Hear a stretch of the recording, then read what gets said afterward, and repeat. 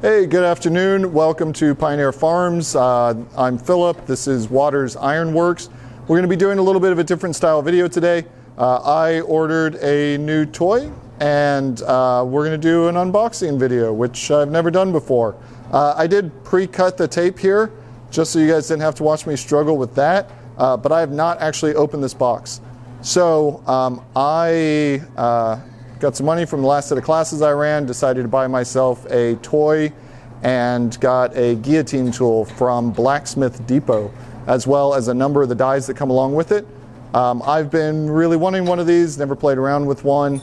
They're kind of pricey if you're buying them as opposed to building your own, but I had the money, I figured I'd go ahead and buy it and then show you guys what it looks like so you can make a decision if you want to buy one yourself. So let's go ahead and open this up. Very fancy packaging here. Got some paper.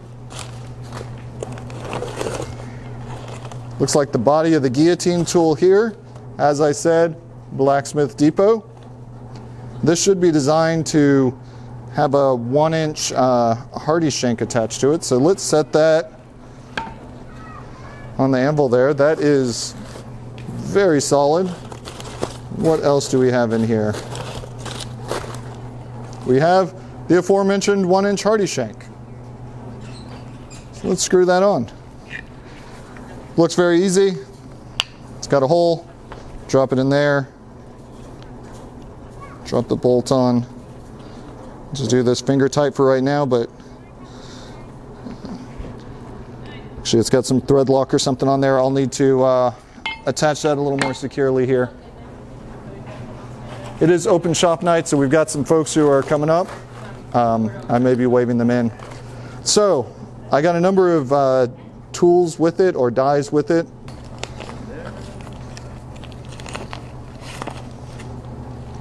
So it looks like this is a 1/2-inch fullering die.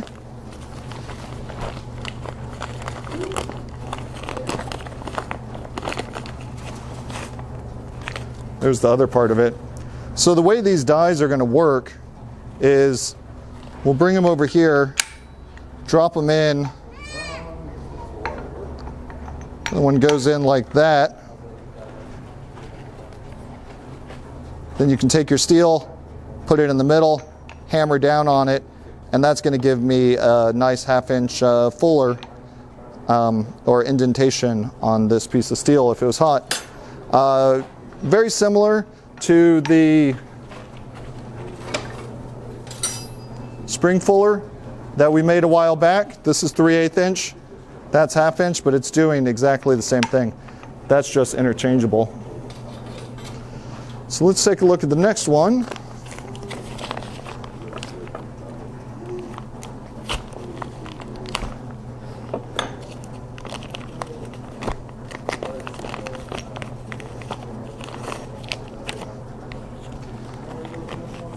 This is a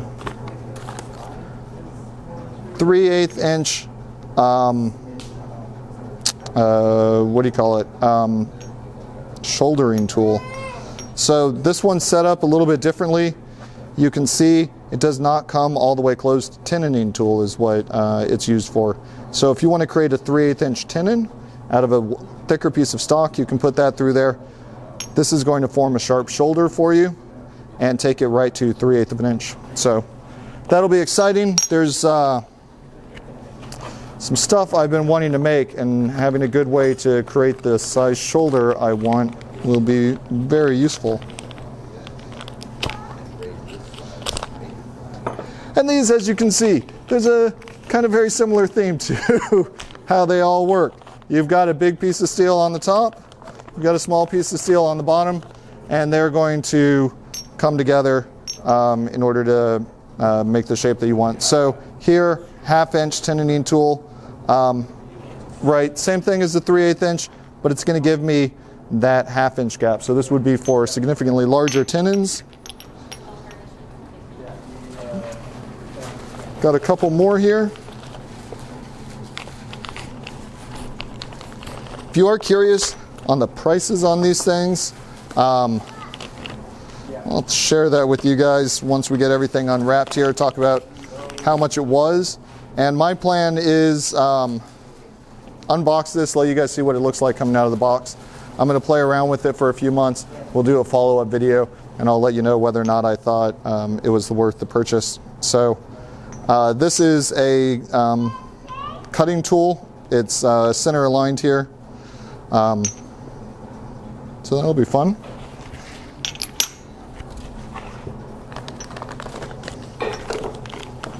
I think this is its compatriot. So I got one cutting tool that is center aligned, and I got another one that is off to one side. As I said, this knife is not sharp, so it's a little hard to get through there. But the reason that we go with both the centered and the offside is this is going to give me different types of cuts, right? So if I've got it centered like that, then it's going to push material out to both sides of the cut. So I wind up with a cut that looks kind of like that. If everything's centered, then my cut is going to look more like that, where all the material is pushed off to one side, and I get a straight edge on one of the pieces of material that I cut off. So there's that.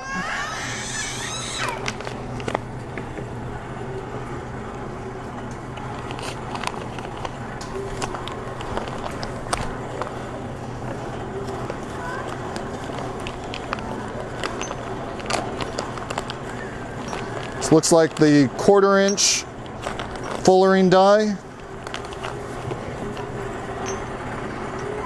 So just like that first one we saw, but with a bit smaller radius on it, that 1/4 inch radius.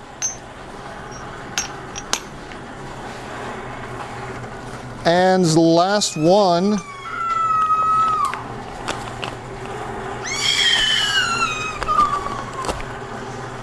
we're not torturing children.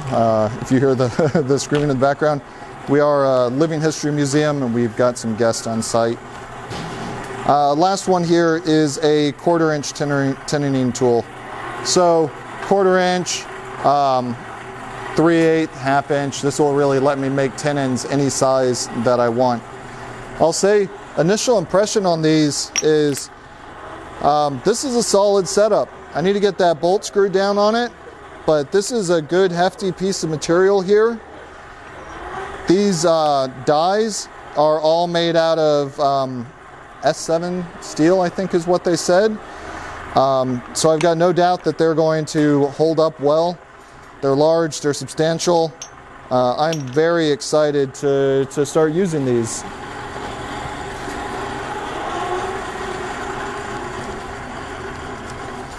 See, and I've got the receipt in here.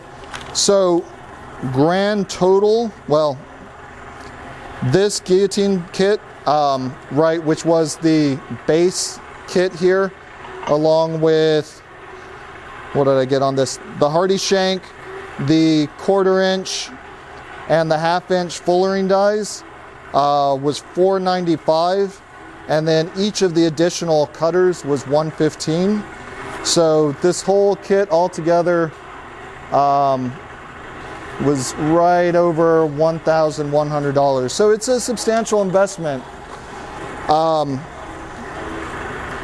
obviously something, especially if you've got welding skills, modern welding, which is not a skill that I've got, you could certainly build your own. There's a lot of designs for them online. I made a link to a couple videos. Black Bear Forge, a YouTube channel that I highly respect and watch all the time, has some videos on it. I'll try and find those and drop them in the description.